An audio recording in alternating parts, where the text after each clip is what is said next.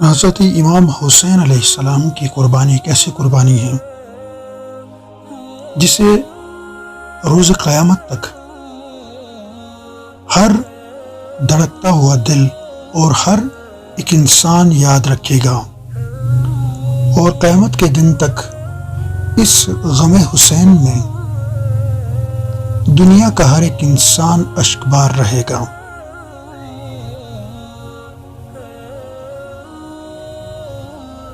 یوں تو غم حسین علیہ السلام دنیا بھر کے انسانیت کے لیے ایک نہایت ہی احترام اور محبت اور عقیدت کا پیغام دیتا ہے، اور چاہے وہ کسی بھی قوم، کسی بھی مسلک، کسی بھی مذہب سے تعلق رکھتے ہوں، دنیا کا ہر ایک انسان غم حسین پہ رونا اپنے لیے باعث احترام سمجھتا ہے۔ کچھ ایسا ہی قصہ داؤدی بوہرا کمیونٹی کے ساتھ بھی ہے۔ ہر داؤدی بوہرا پیدائش سے لے کے اپنی زندگی کے آخری سانسوں تک امام حسین علیہ السلام کے غم میں اور ان کے احترام میں جینا سیکھتا ہے، اور دنیا بھر میں شیعہ مسلمانوں کی ایک اہم جماعت ہونے کے ناطے داؤدی بوہرا جماعت بھی غم حسین بہت احترام اور شدت کے ساتھ مناتی ہے،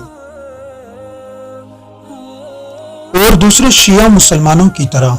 بہت سے رسم و رواج میں وہ اپنے اثنا عشری بھائیوں کی مماثلت رکھتی ہے۔ مثلا جس طرح شیعہ اثنا عشریہ کے ہاں مجالس ہوتی ہیں، اسی طرح داؤدی بوہرا جماعت کے اندر بھی محرم کے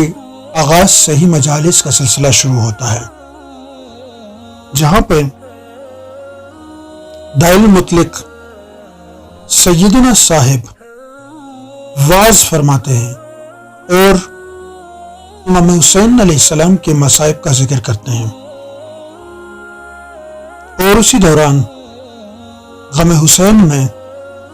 عزاداری کی محافل بھی ہوتی ہیں، اور ہر ذکر حسین پہ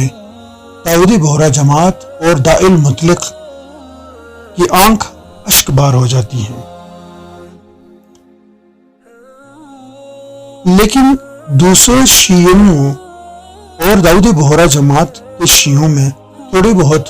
رسم و رواج کا فرق پایا جاتا ہے۔ مثال کے طور پر داؤدی بوہرا جماعت بھی ماتم کرتی ہے، لیکن ان کے ہاں سینہ کوپی ہوتی ہے، اور سوز اور نوحہ خوانی بھی ہوتی ہے، لیکن زنجیر زنی اور آگ پہ ماتم یا تلوار کا ماتم، اس طرح کی رسم و رواج کا تصور بہت کم پایا جاتا ہے۔ جو داعی المطلق کی محافل اور مجالس میں حصہ لیتے ہیں وہ اکثر سینہ کوپی کرتے ہیں اور مرثیہ خوانی بھی ہوتی ہے، لیکن بعض داؤدی بوہرا جماعت کے حضرات اپنے اپنے طور پر کبھی کبھار اثنا عشری جماعت کے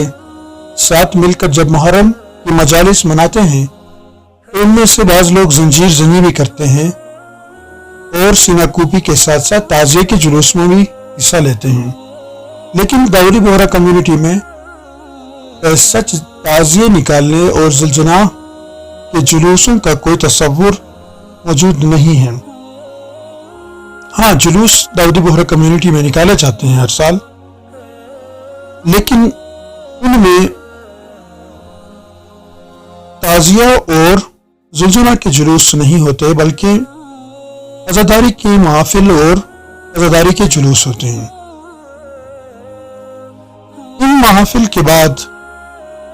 نیاز کا بندوبست کیا جاتا ہے اور ہر ایک ملک میں نیاز کی الگ الگ محافل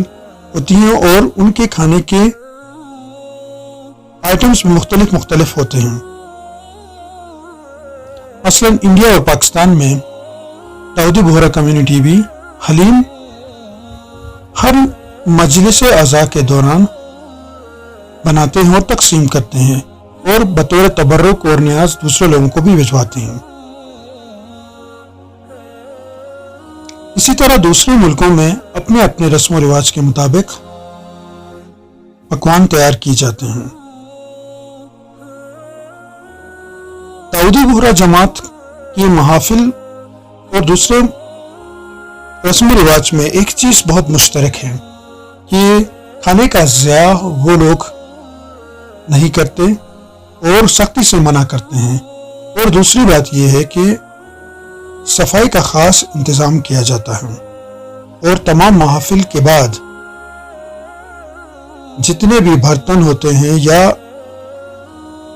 کھانے پینے کی چیزیں جو رہ جاتی ہیں ان کو خاص طور پر صاف کیا جاتا ہے اور اس تمام علاقے کی صفائی خاص طور پر کی جاتی ہے۔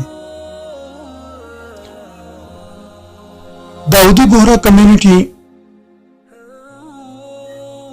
چاہے وہ محرم ہو یا چاہے دوسرے رسم و رواج ہوں، وہ اکثر وائٹ کلر کے کپڑے یعنی سفید رنگ کے ملبوسات زیب تن کرتے ہیں اور محرم میں بھی کالے کپڑوں سے اجتناب کرتے ہیں اور کالے کپڑے استعمال نہیں کرتے، اور اکثر علم کے اوپر بھی ان کے یا تو گرین کلر ہوتا ہے یا ریڈ کلر ہوتا ہے، اور اکثر مجالس میں ایک پٹی جس پہ یا حسین لکھا جاتا ہے وہ بھی اکثر یا وہ ہرے رنگ کا ہوتا ہے یا وہ سرخ رنگ کا ہوتا ہے، اور وہ اکثر داؤدی بہرا جماعت کے حضرات جس طرح دوسرے شیعہ امام ضامن باندھتے ہیں اسی طرح بہری شیعہ جو ہیں وہ یا حسین علیہ السلام لکھ کر وہ کپڑا اپنے ہاتھوں پہ یا اپنے بازوؤں پہ اکثر باندھتے رہتے ہیں۔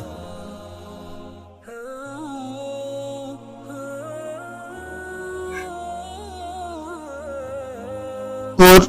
داؤدی بہرا جماعت کی محافل اور دوسرے محافل میں ایک اور فرق یہ ہے کہ داؤدی بہرا جماعت کے تمام عزاداری کے مجالس اور محافل جماعت خانوں کے اندر ہی ادا کی جاتی ہیں، اور وہ لوگ سڑک پر آ کے عزاداری کرنے یا کھلے میدانوں میں عزاداری سے اجتناب کرتی ہیں۔